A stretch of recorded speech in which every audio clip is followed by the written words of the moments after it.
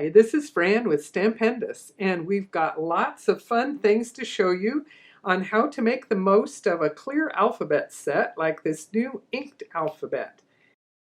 And you can see here, it's such a fun way to personalize things, whether your friends have short names or long names, or you want to do a whole message on a curve, a whole background, or couples' names. We'll show you all the tips that make it quick and easy. So let's compare just for a minute here.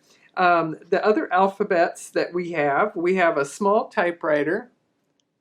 Make sure you can see here a small typewriter, a tiny alphabet, and a storybook, which has been a classic for us. And the tips that you'll learn today will work for any and all clear alphabet stamp sets. So there's just lots of fun that you can create with it. So let's start in with some basics here, and then we'll build from there. This little set is so fun, and just to test it out, I removed the liner and I inked the entire panel without even taking it off the sheet, and it's not real easy to press it evenly, but it let me test my ink color on this paper, and it worked out really fun with my wavy shape here to make a little sampler of sorts, so you can see how that fits. And in testing it, I tried it on the textured side of the paper, and I liked the smooth side better. And we'll show you how to do this shadow technique here as well. So anyway, let's start with, I don't want to assume anything, and some people would think, oh, an alphabet would be just way too much work to do letter by letter. But there's no reason for that, because we're going to show you all the tips where you get to combine things and do it all at once. So let's say we were going to do Jen here, the short nickname here for Jennifer, let's say. And the first thing is that you're going to start positioning. Okay, you're going to start positioning from the right side so that when you turn it, it's going to be right reading going this way. So I've put my J on first, I find my E, and if I lift it just the way I took it off of the carrier, I'll be in good shape. I'm going to put it as close as I can and find the next letter.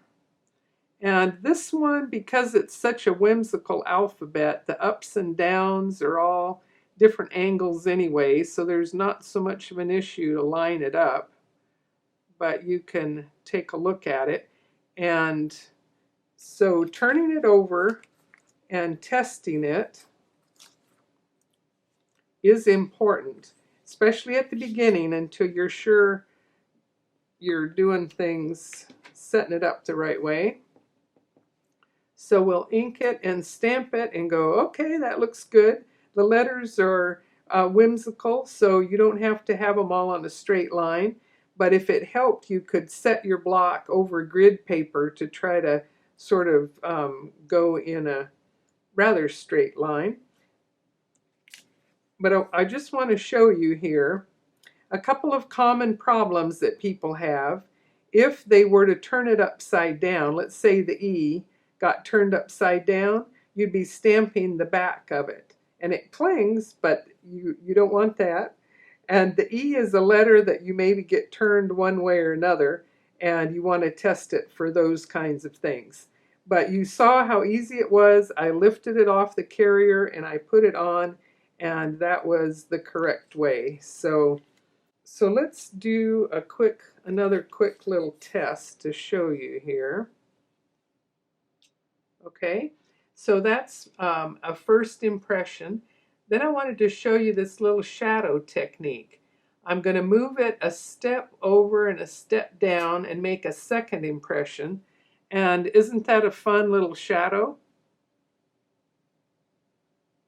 So that's so easy to do when you have all your letters together on the block. So now let's keep going. Let's say we want to do Jennifer. This gives me an opportunity to show you what you do when you have a double letter. So I'm going to clean this off just so that I don't get ink all over my fingers. Okay, so now I need another N, don't I? So what I'm going to do is I'm going to hold, let me set this down. I'm going to hold my finger at the edge of where the N was, and I'm going to move it over.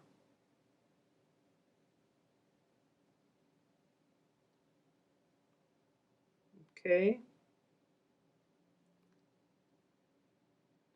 And then I'm going to keep going with the next letter.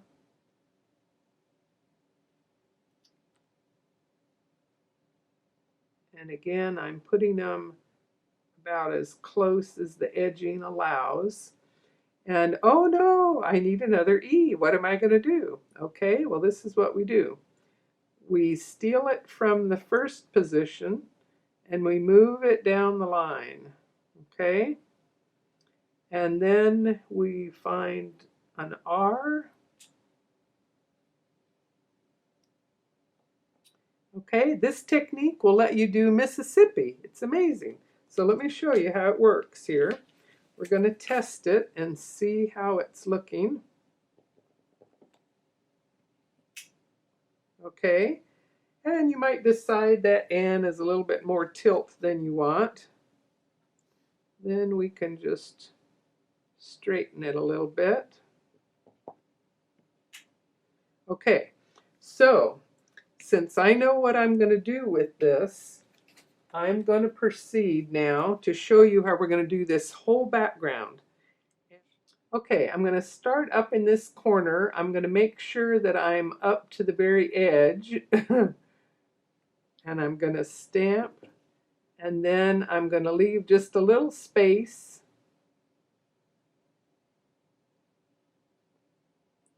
And stamp again going off the edge. Notice I'm re-inking each time. And this time I'm going to stamp from this side.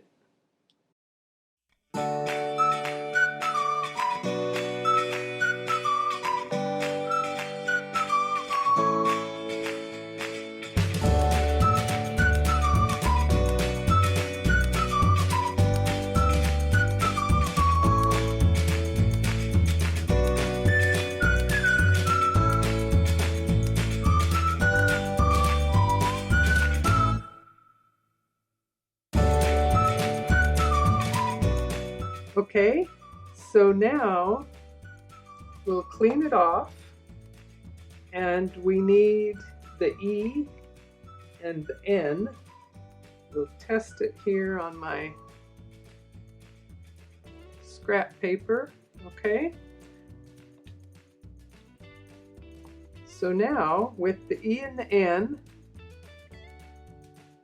I'm going to re-ink each time and fill in and work my way down.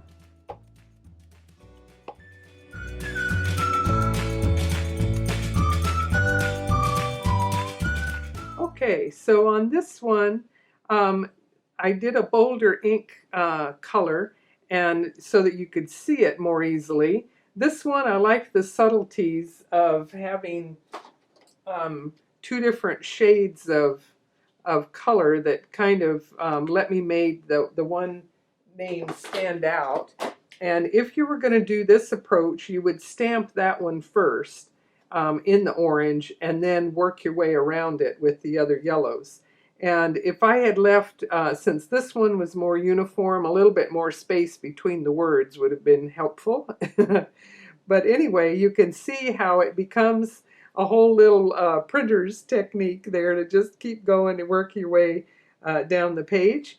And if you have some imperfections, you can decide that's just the place to position your other, maybe a little message and whatever other things you want to complete your card. So there's an amazing with a real long name, and you can find all sorts of other options if you had a shorter name. But now you know how to do all of those multiple letters. And it's sure an advantage with a clear set. It's not like you run out of letters with alphabet stickers. With the stamps, you always can go back and stamp another letter as needed. So for this card, I wanted a message on a curve. And so let me show you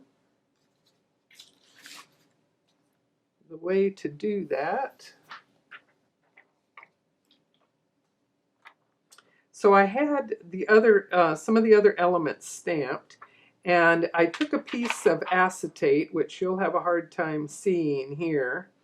But by putting this on top of my card, I was able to take a Sharpie and draw a curved line, okay?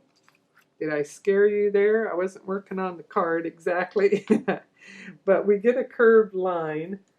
And actually this one I did earlier is a little bit more visible. So let's work with this one. Okay, so on my card,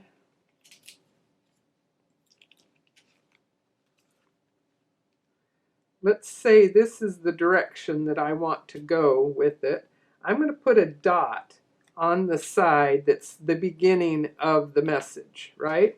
So I need to turn this over now in order to line up my letters. And I'm going to need a block big enough for that curve. And let's leave that sitting there just so that you can see. So again, I'm going to have to start with the H on this end of the curve, okay? And again, if you put the letters back on the carrier, you'll be able to find them. And again, if I have a double letter, I use my fingernail to mark it, move the L over, and O, and just keep going. So anyway, you can see how we're using all the same methods now to spell out our word, and we'll leave a space. And again with Deanna, I needed the E again, so you just keep moving things as needed. You stamp most of it and you come back and fill in the double letters. So you can see how it's progressing here, and we would stamp that part first. And I think because of the curve, it would be best to do these other letters one at a time. So you have to just kind of figure the spacing that looks about the same. So anyway, that method works even on a curve, and you might have a message that doesn't need so many double letters. But anyway, I just show you that it's doable there, and have some fun with that. Then I wanted to mention a couple other things. If you're doing, let's say, a couple's names, I would suggest that you get a block big enough for both of them.